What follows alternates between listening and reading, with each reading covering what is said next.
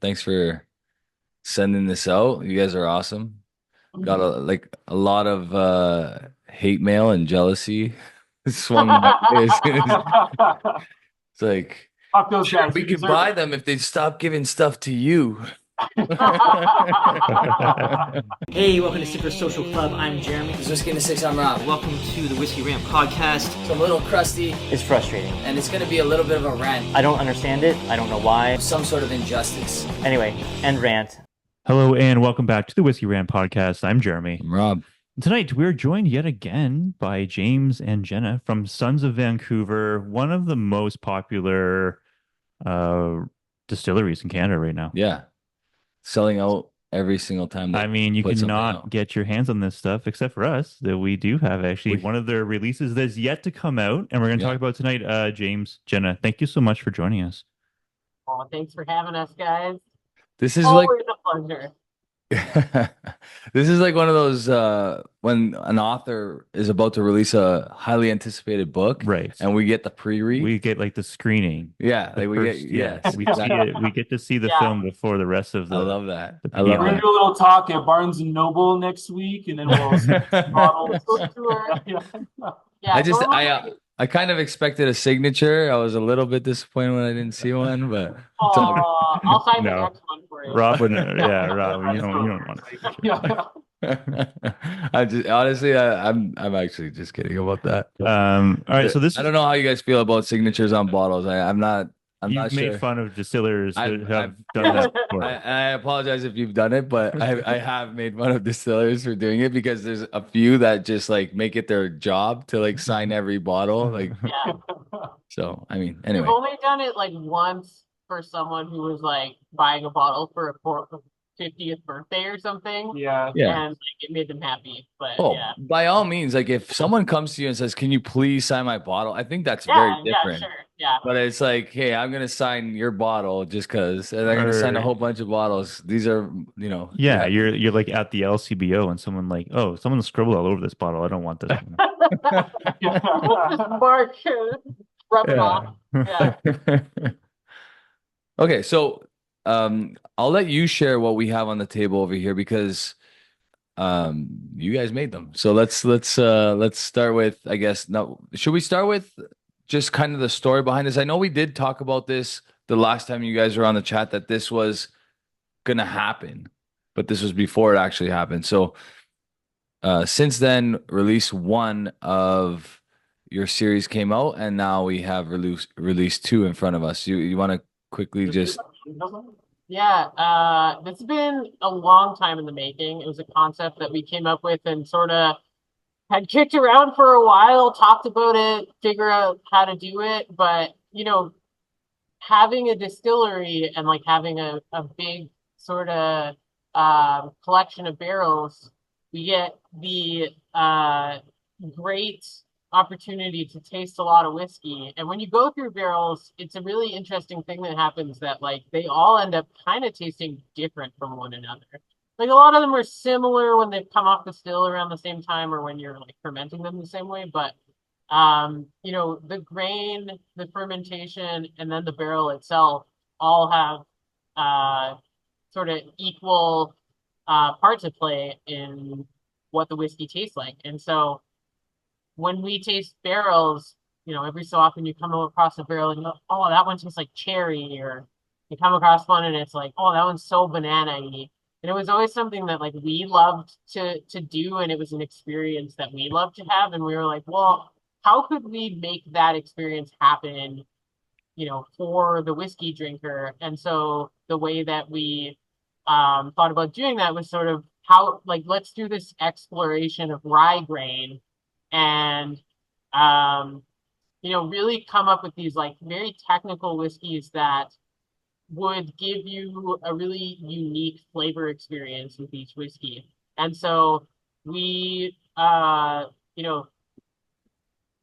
no barrel finishing, no added flavoring, not that we do that anyway, but we wanted to be very transparent with these whiskeys and just say, like, this is exactly what went into them. Like, all of these flavors that you're tasting are all from fermentation, distillation, maturation in the barrel.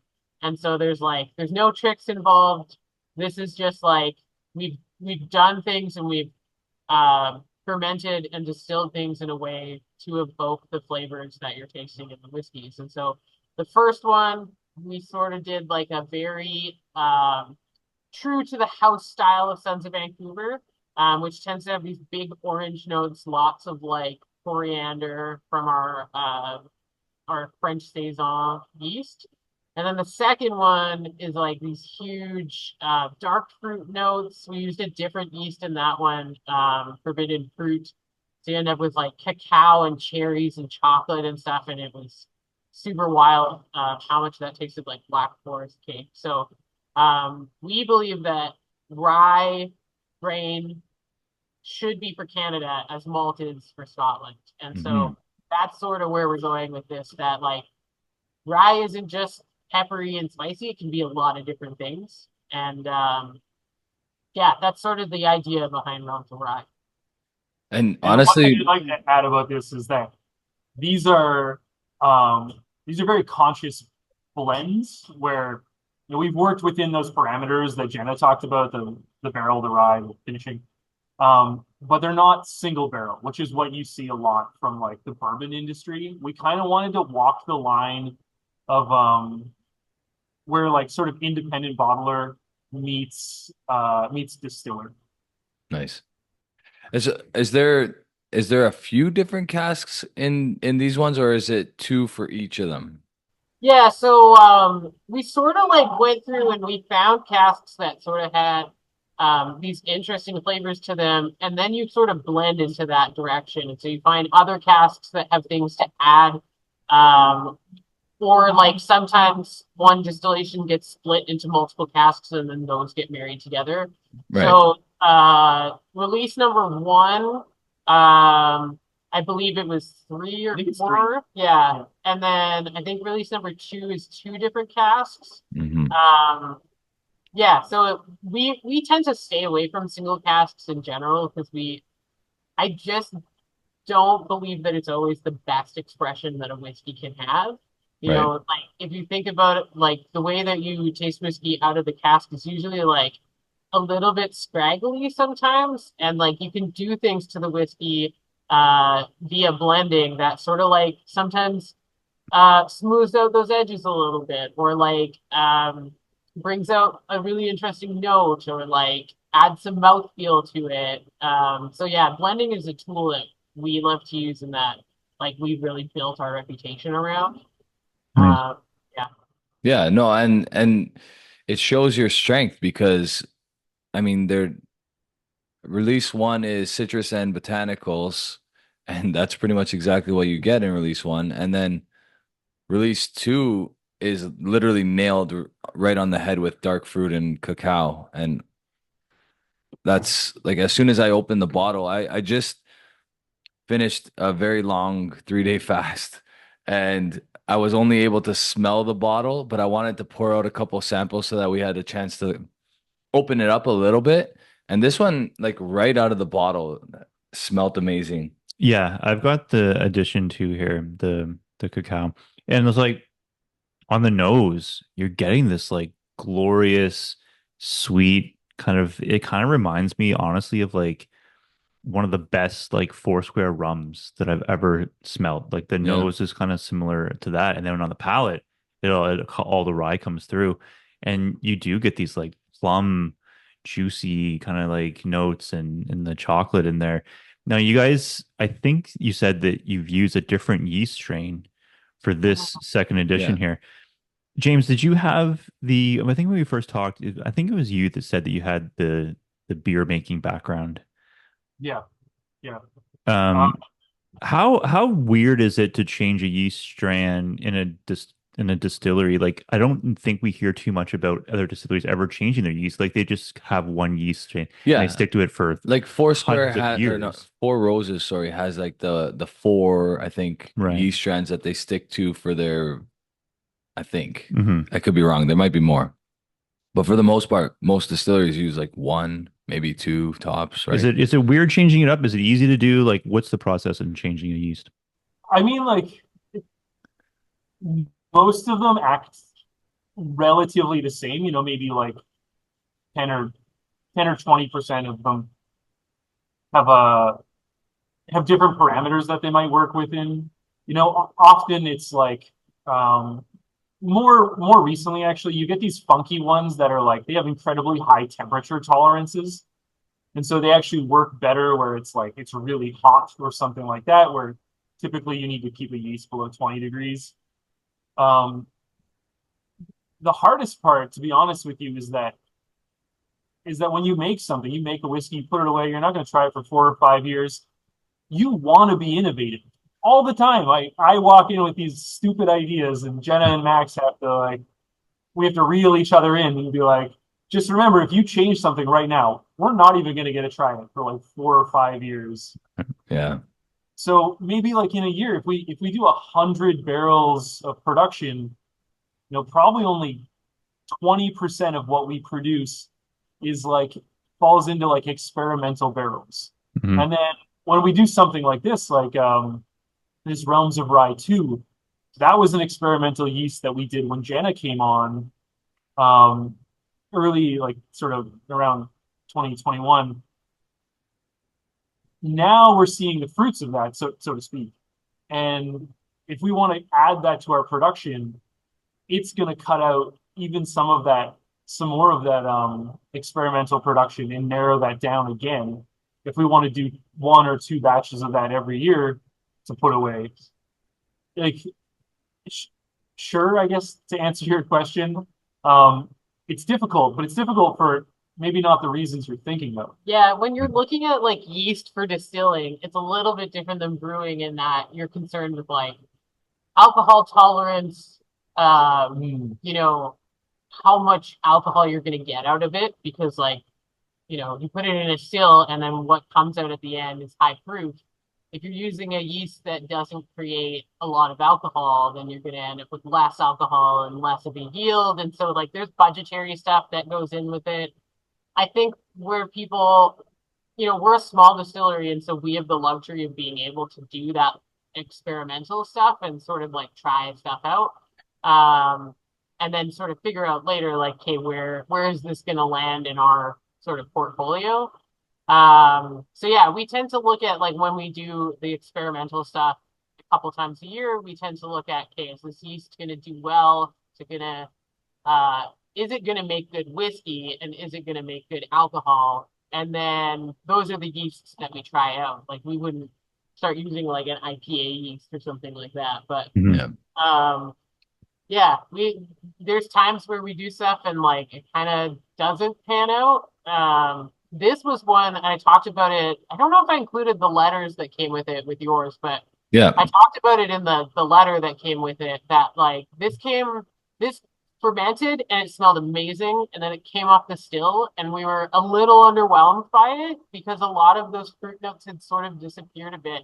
And then we put it away in a barrel, and about like a year after it was in there, all of those notes came back that we were looking for. And so it's a little bit of the magic in the barrel of like, there's all these acids that are interacting with the tannins in the wood and stuff, and then you end up with what you end up with in the end. And so sometimes we put it in and it's not so great, and sometimes we put it in and it's like it knocks it out of the park. And this was one where as soon as we tried it, like a year or two after, we were like, this is going to be such a good whiskey when it came out. And so Yeah.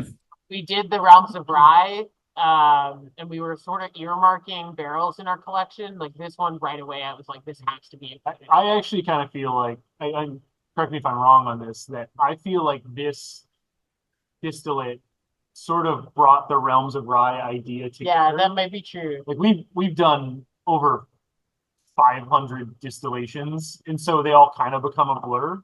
Yeah. But I remember this one so clearly. It was not the entire run, but there was a section of the run that was like plum brandy coming off. Yeah. It was, and it's 100% rye grain. It was so wild. Yeah.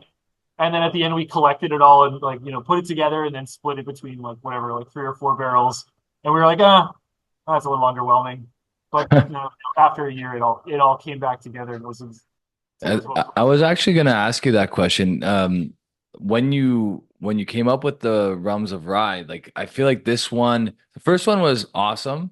I think there's stuff in your like that I've tried from you guys that is like just as good as the first one. Very like, on like I guess that's exactly what you explained. It's very similar to some of the stuff that you would produce regularly. And then when I tasted this one and smelt this, or at least when I smelt it, right away I could tell that, okay, I totally understand the vision now because this is completely different than any other rye I've ever tried before. It's way more chocolate forward. It's way different, especially on the nose. On the palate, you start to like, oh, okay, I remember you. Like you kind of like taste the rye a little bit, but on the nose, I guarantee you 99% of people would not peg that as a rye. No, it's really crazy, and like the cast type you use here, it says right on the back of the label, one ex bourbon and one new oak. Um, yeah, like now this has been sitting I don't out. know if it means that it's one and one. It just means that those were the barrels involved, Oh right? yeah, so can you clarify? Yeah, Is that They weren't equal proportions. they Right. started out in ex bourbon, and then they were married into new okay? oak barrels. Nice. Yeah. Okay. Yeah, and like now that this has been sitting for 20, 30 minutes, it's just all cocoa powder Yeah. on the nose. It's like it's so delicious. Yeah, it does change a bit when it's like sitting out. And you I'm, would, yeah, you would think that this might have been finished in some kind of other barrel, right? yeah. That's not just ex bourbon or new oak. It feels and tastes and noses like it's been finished in something else. In like some sort of like really I would say rum cast, but rum cask or like even like a second use like PX cask almost like it has that kind of like vibe. yeah. And I'm not saying that's what it is, but it just kind of has that like which it's really really cool on the nose. I really really like it. I can't wait till this is like about halfway because small batch releases tend to like just really show their true colors when they're about halfway down the bottle for me. And what's the ABV of this? At 59 point Yeah, something. they're always you guys are always just 59.9. 59.9. And then the other one's six in the 60s, is it not? Yeah, I think that one's just above. I think that was 59 as Oh, well. 59.4. Yeah, yeah. 59.4. Yeah. Yeah. Yeah, they drink way, way less. Yeah. They drink like a high 40% ABV whiskey. Yeah. And okay, so for those of you that don't know, like we're kind of just having a conversation here, forgetting that there's other people that are might be listening to this at some point. That just I mean, I think that's kind of like on brand for you guys. Like Sons of Vancouver has Have you become guys like started recording? yeah. No, and what I mean by that is like you guys have kind of become like almost like a cult like following. There's like it's just this camaraderie, like a friendship almost. Everybody I talk to that has talked to you guys just kind of feels that vibe. Like you guys are just good peoples. So anyway, I digress. But on the Awful back nice. of these bottles, Very tough. on the back of these Obviously, you don't know bottles, us very well. yeah. Well, I don't know. I mean, I know we've actually only spoken like twice.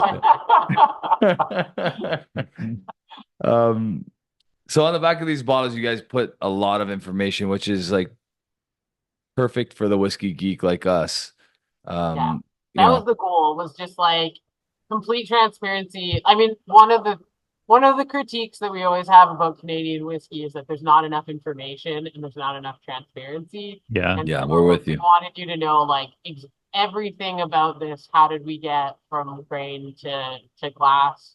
Mhm. Yeah, just like we're geeks, and so we're just like, what do we want to see on a bottle? And that's sort of what guides us. So Yeah, That's Yeah. awesome. we probably mentioned this like when we spoke about it before, but for anyone just joining, like the idea really in this series, Realms of Rye, is to explore the areas of the flavor wheel that rye doesn't normally end up in. And in total, there'll probably be 5 or 6 realms of rye. Okay. We have a number of barrels earmarked, and we'll see how it comes together. Nice. One Yeah. cool thing about the information on the back is the fermentation length, which you don't really hear too many people talk about that. Like you guys have mentioned last time we spoke that, you have a fermentation time that's longer than most places.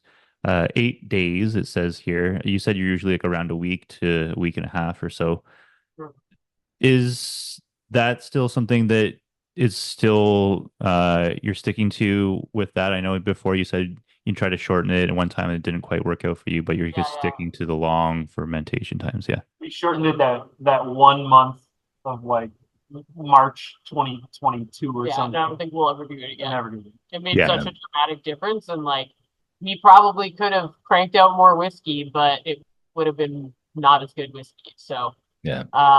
yeah, I think fermentation and yeast style is so overlooked in distilling. It's such a crucial part of flavor development. And I think most distilleries, like when you're looking at commercial distilleries, they're looking at economics, right? Like it's the economics of scale, and so like you're trying to get the most bang for your buck at all times, which I think is possible to do while still experimenting. We get really good yields in our distillery, and you know, old James over here is always looking at the the bank draft, the balance sheet. So yeah, we get really good efficiency and really good results from all of these yeasts. Um, it's one of the factors that we take into account when we're trying out stuff. I mean, I think the French saison is something that we sort of hang our hat on, and is really quite key to the style of whiskey that we make. But yeah, things even like you know, open versus closed top fermentation, or like fermentation length, fermentation temperature, like all of those things go into changing what a whiskey tastes like in the end. And so those things all have to be thought about. And so being small, you can sort of like play around with those things and figure out where you want to go, or like experiment a little bit. So this is us doing that a little bit. And then also just an ode to rye, because we love rye so much, and it should really be more talked about in Canada. We all refer to it as rye, but do we actually like talk about the grain and talk about what it does for whiskey? Yeah, if I was talking to somebody and trying to describe what a rye was and they'd never had one before, like I think most people would fall back on like, baking spices, Mhm. spicy cloves, vanilla, Yeah. maybe bicycle tire, Yeah, and like that's what rye in Canada has been for fucking 100 years. and those are all Yeah. like phenolics that come from higher fermentation temperatures. Like if you ferment at a specific way, then you're going to get a super spicy mash. If you ferment at a lower temperature, then it's going to be a lot different. And then if you take yeast into that, then it's going to be completely different. So Is there gonna be you guys have something that says apricot in one of your release, upside down apricot cake or something yeah, like yeah, that? yeah. Yeah. Yeah, So we could. maybe peaches instead. You go with like a peaches and dill or something. We've talked about like where we're going with the other areas of the flavor wheel. We know for sure you'll probably see a like green, minty, plant focused one, because Mhm. that's you see that so much in our whiskey. That's a pretty easy barrel to pick out of our collection. So much rye has like that grassy note Yeah. that you can For pull sure. off. Yeah, we have like a very big like sort of like minty chlorophyll that you get sometimes, which is really interesting.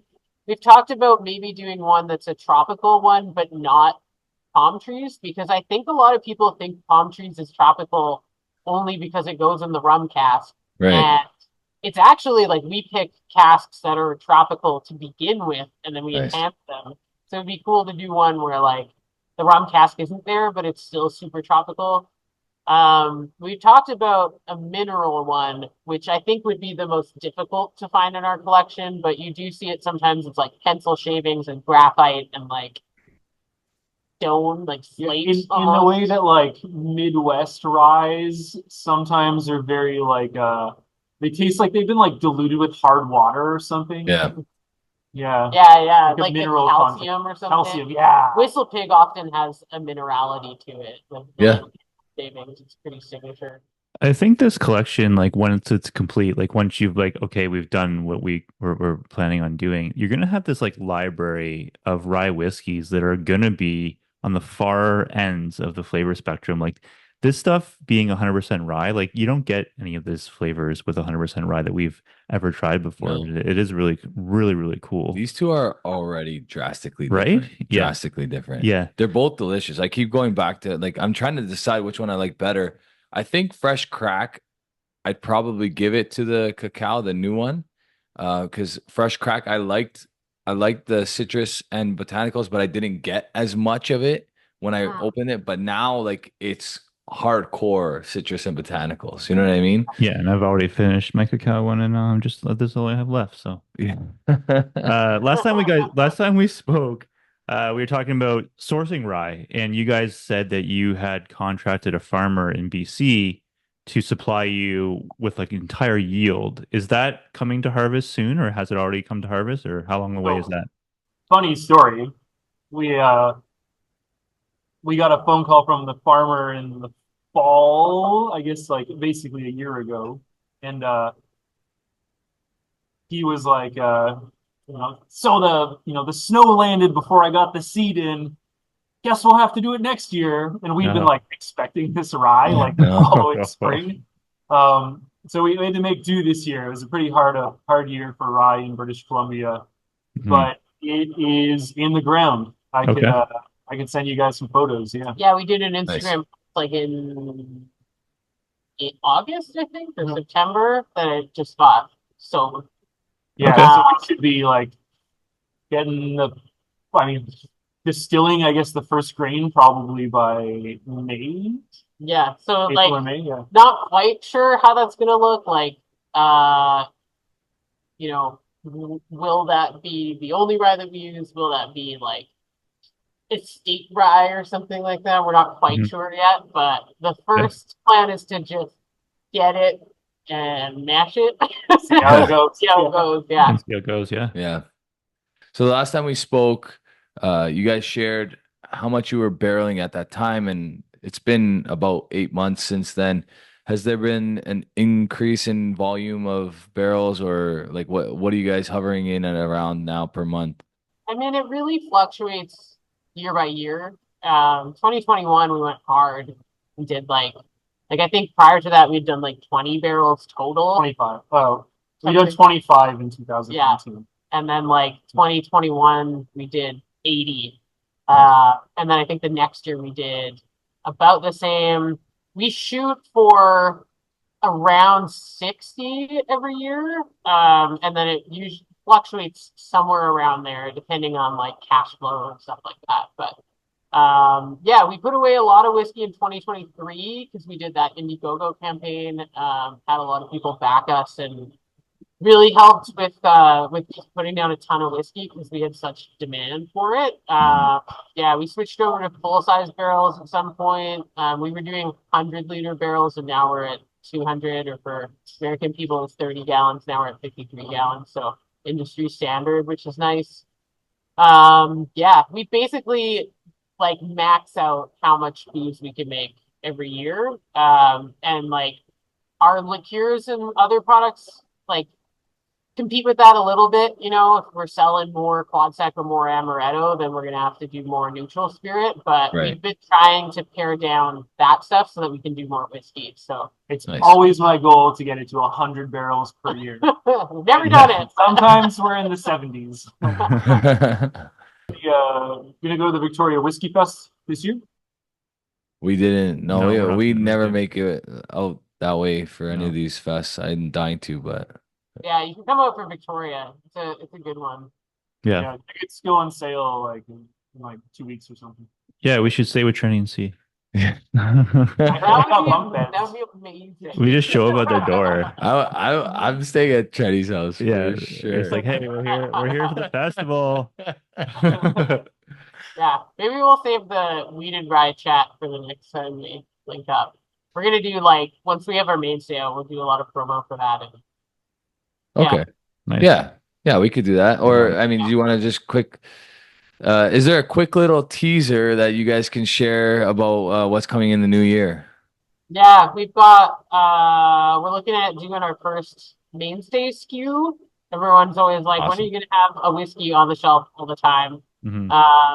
yeah, it's gonna be a weeded rye. We really want to start that category in Canada. You see weeded bourbons all the time.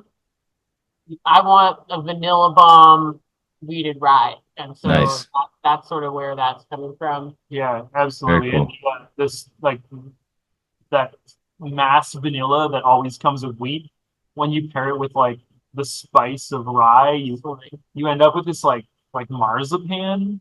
Nice. Sometimes, like, yeah, it's just magic. Yeah, Awesome. we're coming out with a new whiskey uh, at the same time as Realms of Rye #2, and that one's kind of like a test launch of weeded rye. It's like a cask strength version of the mainstay that will Okay. eventually come. Yeah, Nice. That's awesome. It's a 28% wheat or something. yeah, it's really Very cool. 74% rye, so you do the math the other way. Okay. Very exciting. Yeah. So tell everybody where they can find this stuff, when they can find this stuff. I had an Instagram post. It's still up there. People can check it out and find the website. But why don't you guys share that here so that people not on Instagram can know as well? You bet. The Realms of Rye 1 is currently sold out in Canada, but you are able to get it on sharedpour.com in the US. actually that's not true. It's going to be in Alberta. It'll be in Alberta on store shelves. It's sold out in BC. There's like 3 bottles left in the States from sharedpour.com. And then we had 5 cases that we reserved because we knew we were going to be going into Alberta. So I'm going to be at the Banff Whiskey Experience. Nice. And End of November? End of November, speaking on a panel there. And we made sure to save some so that we would have both of these Realms of Rye, 5 cases of it going to Alberta. So there'll be some for sale at Banff Whiskey Experience if you're going there. And then it's going to make its way into liquor stores. We're not sure which ones yet, but we'll probably post that on our Instagram at some point. Nice. And then Realms of Rye #2 is coming out December 7th. We always tell people, but like the only way to get our whiskey basically is to go on our website, sign up for our mailing list, and then whenever there's an on sale, you'll get an email shot out to you. We usually try and give people some notice, but yeah, that's the best way to get it. I will say Realms of Rye, like a little bit higher priced bottle, so doesn't quite sell out as crazily as the others. Like it sells out, but like you got a little bit more time. So if like you're one of those people that keeps complaining to us that you can't get our whiskey, this one, like, there's a good bet that you can get a bottle if you're there right when it goes on sale. If you're there at the Banff Whiskey Festival Or on at the one festival, weekend. yeah. There was a few people that said, "Oh, you know, I can never get their whiskey," and then Realms 1 came out and they hesitated on it. They heard how good it was after the fact, and because they hesitated on it, they didn't get it. And you know what? That's on them. This time, don't Yeah. hesitate because this one is really, really good. Yeah, Well, I the mean, Realms of like Rye. the regular releases that we do, like the regular design and bottle, those guys are like sometimes an hour, sometimes 2 minutes. Like it depends on how many bottles we have available for each release. Yeah, Realms those of single Rye are malts, like- those yeah, single those malts ones went are gone fast. quick. Yeah. You should see I- the emails. Oh my God, people were so mad. Yeah. I think I went on after a half hour and it was gone. I was Yeah. like, Hour, that's crazy. But Realms of Rye, it was on our website for about a week. Yeah. So yeah, if you slept on it, I'm sorry, but you had like 7 days to get it. Yeah. It's not much time, but it's not 2 minutes, you know? no, exactly. Yeah, don't sleep on this one. It is fantastic. That's right. Link in the description down below. Go to Sons of Vancouver website, sign up for their newsletter, and get notified of when it goes on sale and pick up yourself a bottle. Is it douchey if we buy another bottle of it? Like No. if we like just sign on real quick and buy a bottle? Oh, because the people like, oh, you already have one. Because we already have Share one. the wealth. Yeah. I'll make sure to autograph. Yeah, if I see your name Yeah, come that up. one I want you to sign. Yeah. As long as you can sign it for us. James and Jenna, thank you so much again for joining us. This has been awesome. Really much appreciated. Well, great chat with you guys. It's been great, guys. Cheers. Talk to you soon. Cheers.